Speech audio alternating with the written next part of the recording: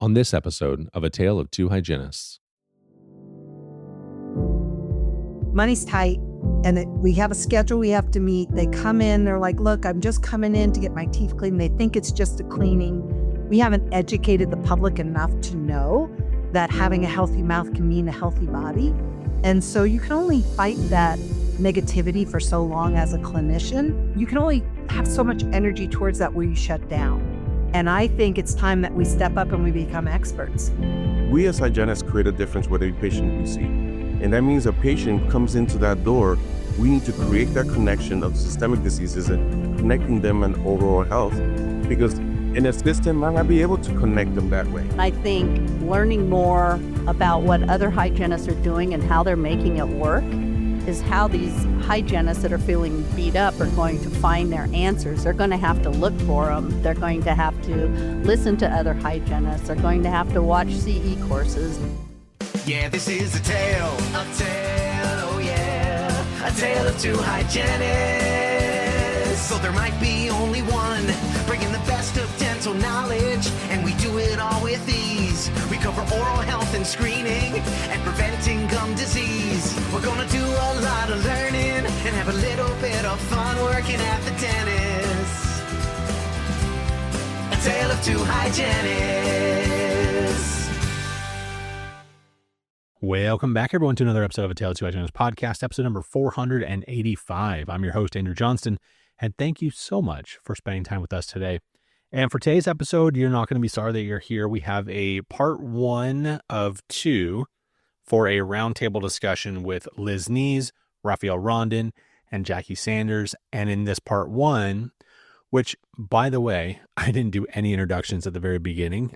We'd already started just kind of having our conversations, and the content was so good. The conversation was so good that I didn't want to interrupt anyone and be like, hey, we're going to go ahead and start the podcast. So I just hit that little record button, and then we kind of kept going. So it kind of starts in the middle of Liz talking about something, but it was really important. It was really good. So I left all that in. But in this episode, we talk about the state of dental hygiene. And we talk about several different facets of it, from looking at what kind of like providers are, being put out of school, and, what leveling up careers, that kind of thing. We talk about the characteristics of our patients. What are patients looking like right now? What is insurance looking like? What are the kind of some of the obstacles or non-obstacles or whatever it is? We talk about the importance of getting back to the basics, kind of getting grounded in our skill set before we look at kind of the new procedures that we're adding to our repertoire, which, we had a whole conversation about scope of practice, which I think is really important to do, but making sure that we're fundamentally sound kind of along the way as we're adding new things to it, kind of like continuing that journey of learning and just leveling up. And, it's interesting in this conversation, really kind of felt like those conversations that we have after a long conference day. And if you haven't really gone to these bigger conferences, you might not know what I'm talking about, but a lot of times, even after RDH under one roof, you're in classes all day, and then there's the networking. And then at the very end of the night, inevitably someone gets a bottle of wine or something like that. And everyone gets a glass, and we just start talking about dental hygiene. We start talking about the real stuff of dental hygiene. In this case, it was 4 of us just sitting around, shooting the breeze. And the beautiful things about these types of conversations is, even if you're not maybe talking very much in them, maybe you're doing more of the listening, I think everyone there is going to pick something up, whether it's verbiage or an analogy that you can use, or, just looking at how other people kind of assess patient behavior and looking at human behavior type things. You always come away from these types of conversations, 1, just having a great time, but 2, like there's just a little nugget that always seems to find its way into your brain. And then, it'll be weeks or maybe months sometimes later that you start using some of these things that you learned. And it's in a very like low key, really just awesome way of doing it. So that's what this conversation reminded me of. I'm so happy that we were able to do 2 parts of this one. So many thanks to Liz and Rafael for joining Jackie and I for this episode. Also, I want to put a quick plug for RDH Under One Roof. It's coming up quick, and you'll start to hear some ads for it kind of across all of our dental podcasts in our network. But this year, the conference is in Dallas. It's right in the middle of the country, so it's super easy to get to.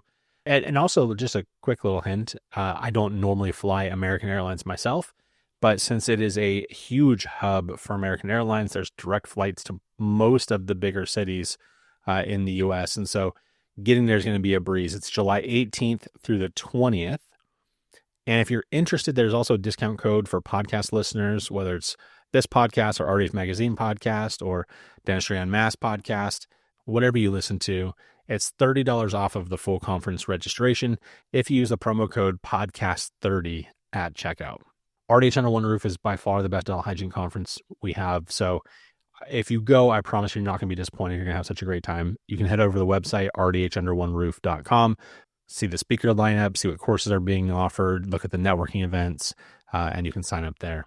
That's all for me for this week. Thanks again for listening and enjoy this roundtable. A tale of two hygienists. And actually get their infections under control. And I think that's really the passion piece that Rafael's been feeling, and myself, as we're going around and talking to all of their clinicians. It's like these light bulbs go off that we've been doing the same thing since 1905, and we haven't gotten in front of the infectious rate. And that's because it's kind of flawed, because we're relying on a 3-month perio maintenance, and most people don't get in 3 months. The bacteria gets strong enough so they're showing up sick. And how important it is to flip that conversation and have people show up healthy. Yeah. Let me ask you this though, Liz, because here's a question about that. It's like, I feel like during it, I've only been a clinician for 15 plus years. I feel like that's what I'm seeing now has kind of always been the thing. Are you guys seeing that it's different? Like it's gotten worse, that people aren't in the profession for the right reasons, that they forgot why they got into it because of the pandemic, or like what was the starting point for all of this? I think just so you and I, starting from what Liz indicated and said, it starts from the beginning. I don't even think pandemic yes, it took a little bit from me from that moment, but I feel there's something. I've been a hygienist for, graduated in 1990, 34, 35 years. And to say that we are looking at patients, there's something that Liz and I have discovered through our travels, that hygienists are treating or even still with the same routine over and over and over and over, and not linking what the changes have been, how hygiene has evolved throughout the years, learning the systemic diseases and linking these things that patients need to be educated on. And we're not focusing on that aspect of connecting it. Maybe one hygienist might do and the other one might not, but we feel like they have the power of looking at the medical history and having a conversation based on that. But I love something that Liz says, they look at your medical history to see if I'm going to kill this patient in my process and when I'm taking care of that patient, rather than I'm looking at the medical history, because I need to see if there's any systemic diseases, anything that I could hold on to have a conversation with the patient in reference to what I'm finding in the oral cavity. Well, and I tend to believe that there's two different types of hygienists out there. I think we kind of did this to ourselves when we started promoting dental hygiene as the perfect job for women who want to be a mother and work part-time. And all of a sudden we had these group of hygienists jumping on the bandwagon because they knew it was good money, but they didn't want to do it full time. They just wanted to do it from 8 to 5. Yeah. And so we have this group of hygienists that are I call them 8 to 5 hygienists, and that's okay. But then we have another group of hygienists who truly went into this profession because they are care providers. They care about their patients. They care about their health. And so, we're not always speaking to the full audience when we're talking about, are you a care provider? And I think a bunch of those, I don't have any statistics for this. This is just my thought. But I think a lot of those 8 to 5 hygienists are the ones that departed during COVID. Yeah, I'm going to agree. Yeah. Is there hope for those 8 to 5ers? Is there as Rafael goes in, Liz goes in, they have these conversations of, hey, we need to be looking this way. Are we expecting those 8 to 5ers to change their mind and be like, oh, you know what? I should be doing better. Or are we just being like, oh, we'll talk to the people that are receptive to our message? I think patients have beat up clinicians. And what I mean by that is money's tight. And we have a schedule we have to meet. They come in, they're like, look, I'm just coming in to get my teeth cleaned. They think it's just a cleaning. We haven't educated the public enough to know that having a healthy mouth can mean a healthy body. And so you can only fight that negativity for so long as a clinician. Even if you're 8 to 5er, as Jackie was saying, you can only have so much energy towards that where you shut down. And I think it's time that we step up and we become experts. And we say, no, you're here because you have an infection that's bleeding 24/7 and you're not well. And we've got to make it well. And we've got to flip the switch. It's got to be within our profession to say, I am your expert. You are here because you want to keep your teeth. And let me show you how, and let me create the importance for you, rather than being stuck on the time wheel. And what I mean by that is you go through your charts, you clean your room, you set up your room, you bring back your patient, you do your procedure, you wait for your exam, you exit the patient, you start it all over again. But looking at each individual patient and making sure that you are with that patient in that moment, telling them the things they need to hear, not just scaling off every piece of calculus. Yeah, I mean, That's Do you what feel like we have the time to do it properly? Or do you, I mean, because that's always the complaint, right? It's always like we don't have enough time to do the things that we want to do. Do we actually though? I think we do. I mean, I think the one of the things we do is just we tend to just start into this talking within that visit, talking about vacations, talking about other things that we lose our moment of knowing that we need to connect with that patient to let them know and create that value of our profession and what we do. I mean, as you know, so many things are happening right now in hygiene that it is because I think we have devalued our profession throughout years and years of use of that right now it is okay to accept certain things happening, based on what they're seeing because of it created by us. We as hygienists create a difference with every patient we see. And that means a patient comes into that door, we need to create that connection of systemic diseases and connecting them and overall health, because in a system might not be able to connect them that way.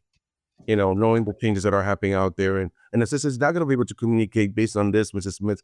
Your A1C is going to be higher based on what I'm seeing right now in your oral cavities. But it takes us as hygienists to build that momentum and start just talking about stuff, making it to what, when you go to your medical doctor, they're straight to, hey, Mr. Smith, how are you? Great. Let me test you on this. You have this, and I'm gonna treat you this way. Period. They're not there to become friends, and they're there to give them the reality of what's happening with them in their when it comes to their health. It's interesting because I feel like we all work in the corporate setting in some way, shape, or form. But my question is more about the perception that corporations. So I mean, this all ties into everything you're saying. So if we're going to change the narrative, if we're going to do these things, we can't do it by ourselves. We're going to need some backing. I did actually see, for as much crap as like the VHA, they actually did a partnership with corporate to get the public to be aware of what a great profession that we have to kind of help with some of the shortages that we're having, which I think is a great initiative. But is a perception, Jackie, from your past history plus all the companies you talk to now, that the hygienist is a two scraper? Like, or do they have some power? Is it the same power that they thought like as change agents that we were 20 years ago, or has that diminished? I think it depends on the hygienist. There are hygienists that empower themselves and find their voice. And then there's hygienists that have been, as Liz was saying, they're just worn out. They're tired. They've given up. So we have a lot of courses. We have a lot of hygienists that are talking about empowering other hygienists.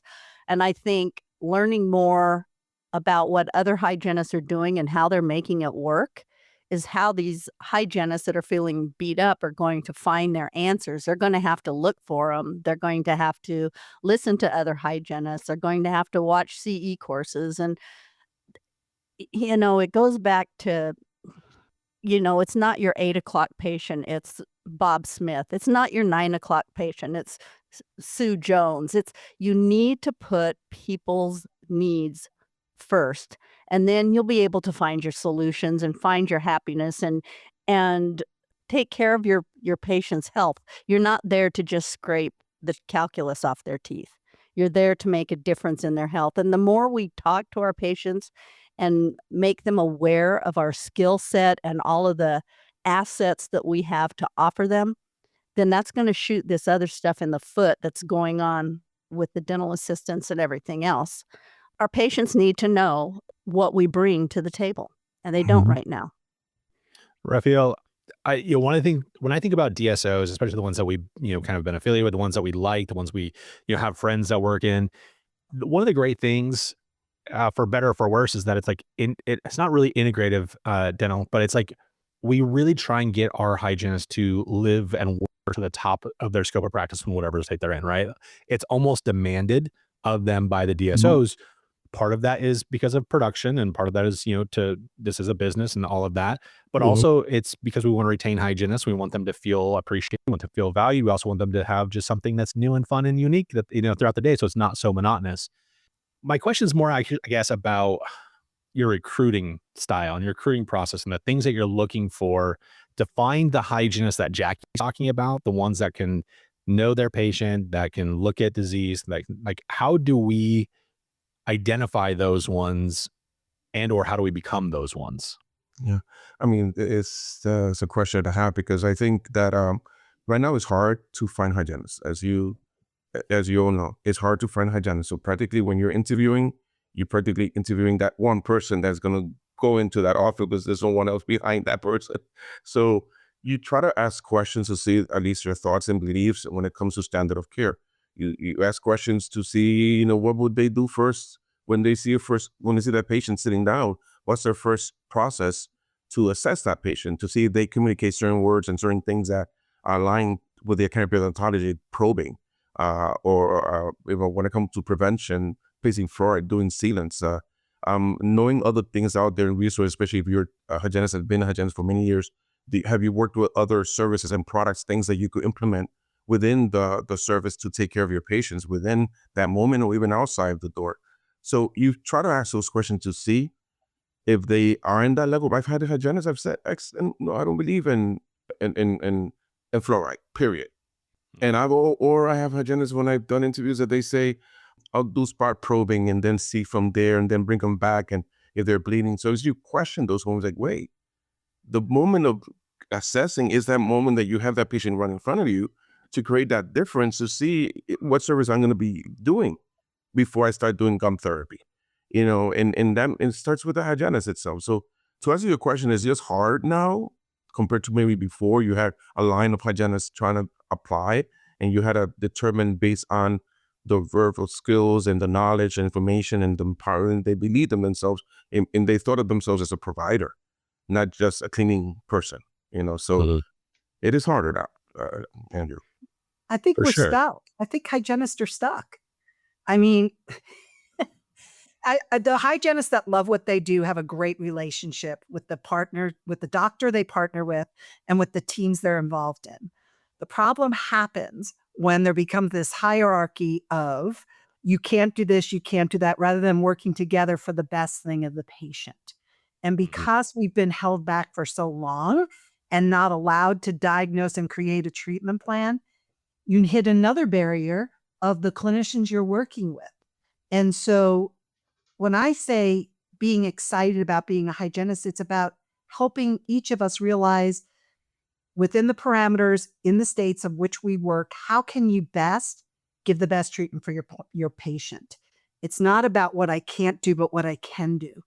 And it's about putting all those things in the right place. And I think we've gotten our noses out of joint. And yes, now assistants are scaling. I don't think it's going to go away. So how can you then create this role where the hygienist is this person who makes this connection of oral systemic? What's best for that treatment? Who partners with the medical doctor? I think you have to evolve, or what's the opposite?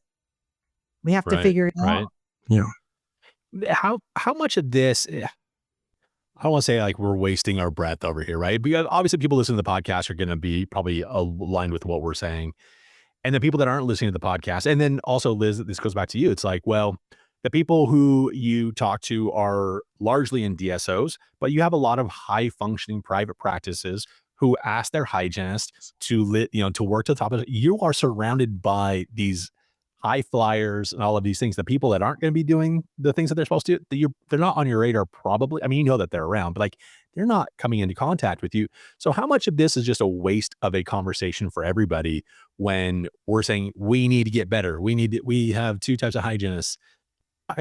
How are we going to motivate and change anybody to come over to our side? I think we just have to focus on the positive. I think Mhm. rather than all the barriers that we have, this is what you can be. You remember the commercial, Be All You Could Be, right? It was entering Yeah. the armed forces and how great that all felt. And I think there's nothing, okay, so when I present to all of these hygienists and I'm in a room of 40 to 200 people and I watch the light bulbs go off and I see like one pearl that will stick with them. And then I get an email or a text that says, thank you so much. You Well, changed it for me. My patients are now healthier. That rocks my world.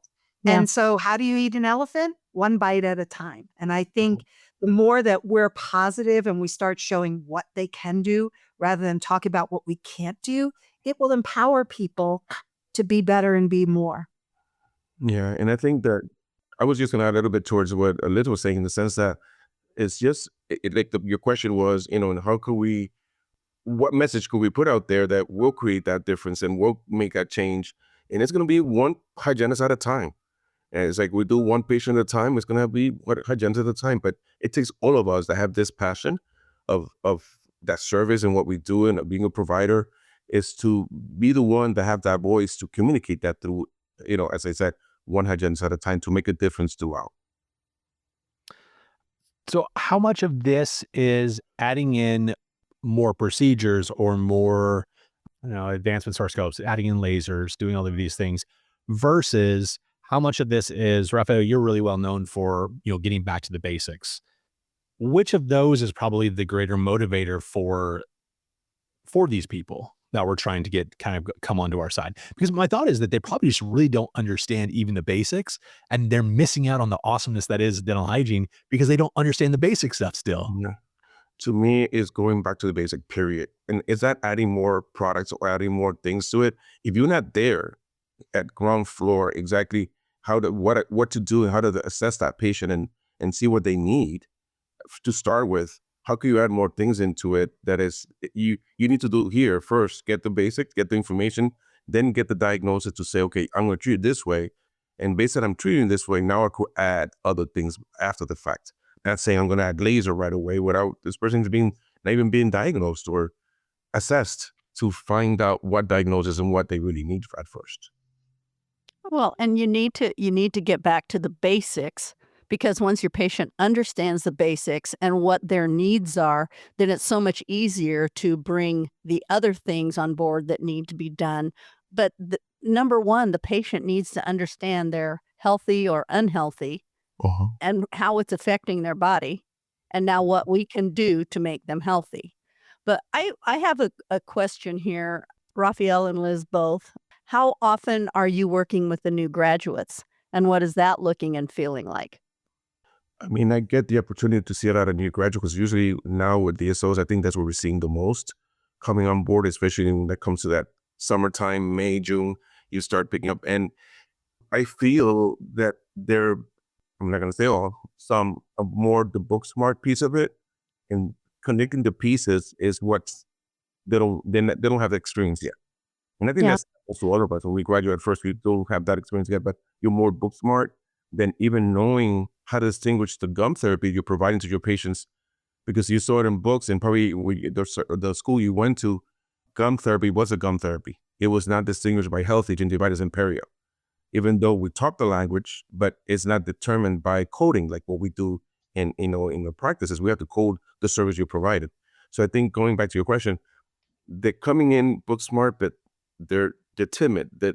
And some of them don't want to even be there or just part time or prefer doing temp. But just going in, the responsibility and the accountability is not even there because they want to just temp because that's what they heard is best to do now, and they want to temp and just jump office to office and not. There's no commitment to that aspect.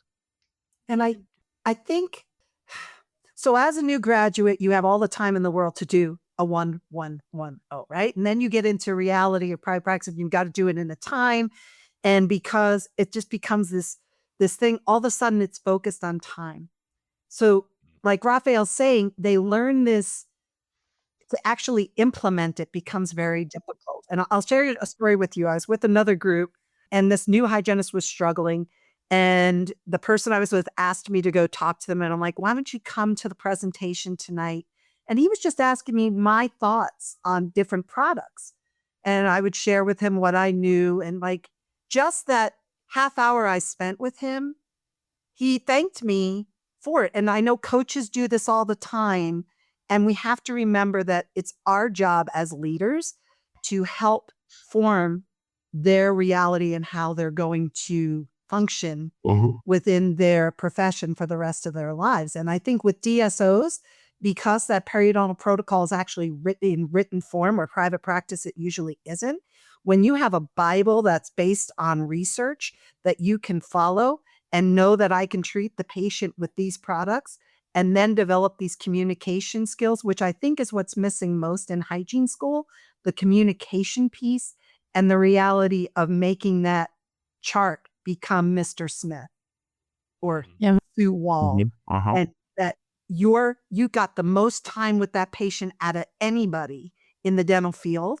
And it's your job to help that patient realize they're in the right place. Let me help you keep your teeth for the rest of your life. That's the most important thing. Yeah, this is a tale, oh yeah, a tale of two hygienists. So there might be only one, bringing the best of dental knowledge, and we do it all with ease. We cover oral health and screening, and preventing gum disease. We're gonna do a lot of learning, and have a little bit of fun working at the dentist. A tale of two hygienists.